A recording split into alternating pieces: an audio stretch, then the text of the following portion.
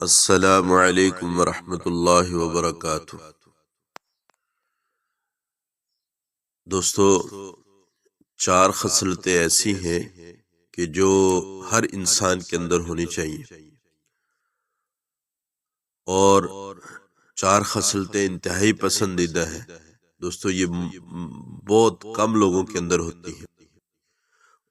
Number 1 دوستو، اللہ سے ڈرنا۔ جلوت اور خلوت میں اللہ سے ڈرنا۔ جلوت کا مطلب لوگوں کی موجودگی میں، خلوت کا مطلب تنہائی میں۔ لوگوں میں بیٹھ کر تو انسان خوف کی بڑی باتیں کرتا ہے، کیا خلوت میں بھی وہ اللہ تعالیٰ سے ایسے ڈرتا ہے؟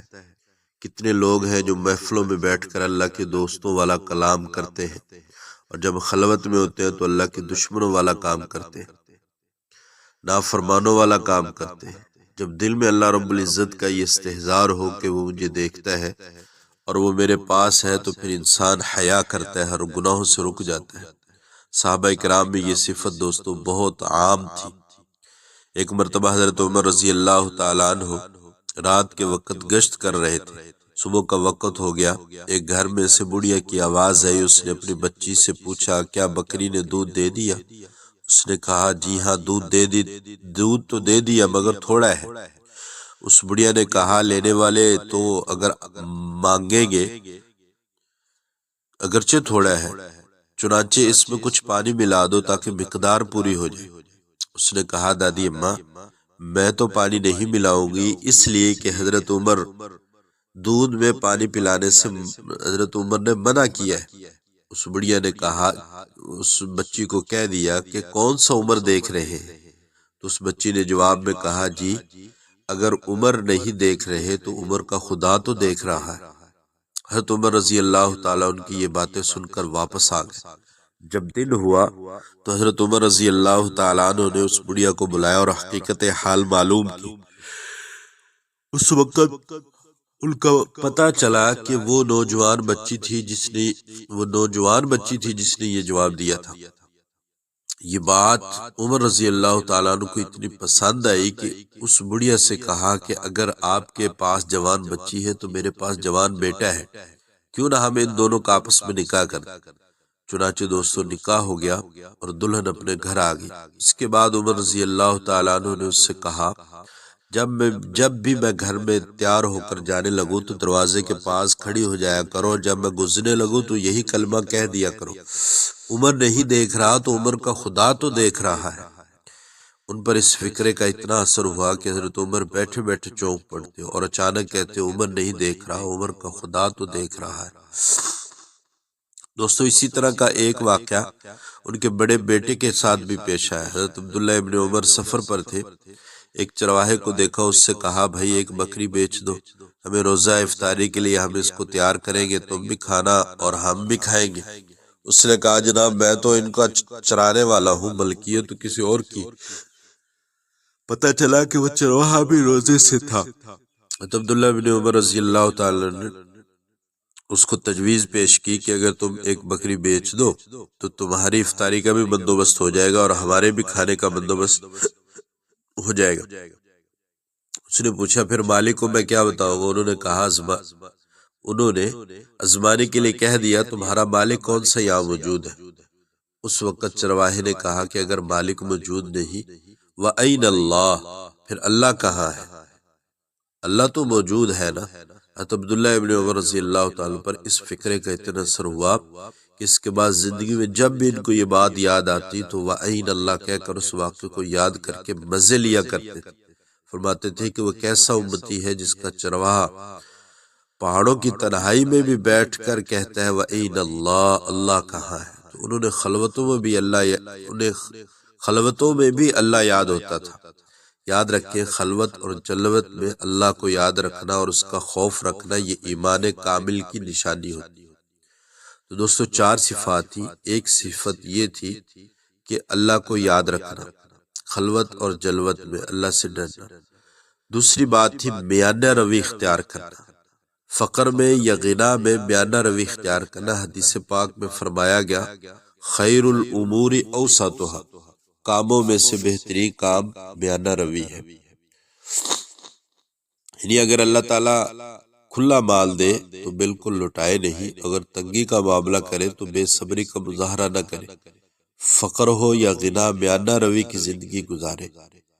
دوستو نمبر 3، انصاف کا معاملہ کرنا۔ ناراضگی میں یا رضا میں انصاف کا معاملہ کرنا یہ بہت مشکل کام ہے۔ کتنے نیک لوگ ایسے ہوتے ہیں جو نارمل حالات میں تو انصاف کا معاملہ کر گزرتے ہیں، لیکن جب ناراضگی یا خوشی کا معاملہ آتا ہے تو انہیں انصاف کرنا بھول جاتا ہے۔ اب وہ شریعت کو ایک طرف رکھ دیتے ہیں، ذرا سی ناراضگی ہوئی تو اب اس ناراضگی میں دوستو ان کے لیے غیبت بھی ٹھیک بن گئی، بہتان بھی ٹھیک بن گیا، سینہ میں کینہ رکھنا بھی ٹھیک بن گیا۔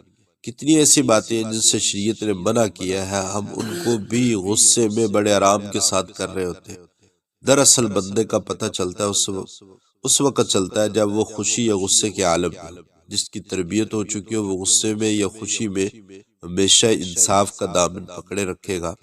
وہ کبھی ایسی بات زبان سے نہیں کہے گا جو انصاف سے ہٹ کر ہوگی۔ اور چوتھی چیز دوستو، اللہ تعالیٰ کی حمد و ثنا بیان کرنا۔ چوتھی صفات، اللہ تعالیٰ کی حمد و ثنا بیان کرنا۔ تنگی اور خوشحالی میں اللہ رب العزت کی حمد و ثنا بیان کرنا، خوشحالی میں حمد و ثنا بیان کرنا آسان ہے، اور تنگی میں کرنا بڑا مشکل کام ہے دوستو۔ فاقہ ہو اور پھر بھی انسان اللہ رب العزت کی حمد و ثنا بیان کرے، یہ بڑا مشکل کام ہے، مگر اللہ والوں کی یہ صفت ہوتی ہے کہ وہ ہر حال میں اللہ تعالیٰ کی حمد و ثنا بیان کرتے ہیں۔ وہ اپنے ہر حال میں اللہ رب العزت سے راضی ہوتے ہیں۔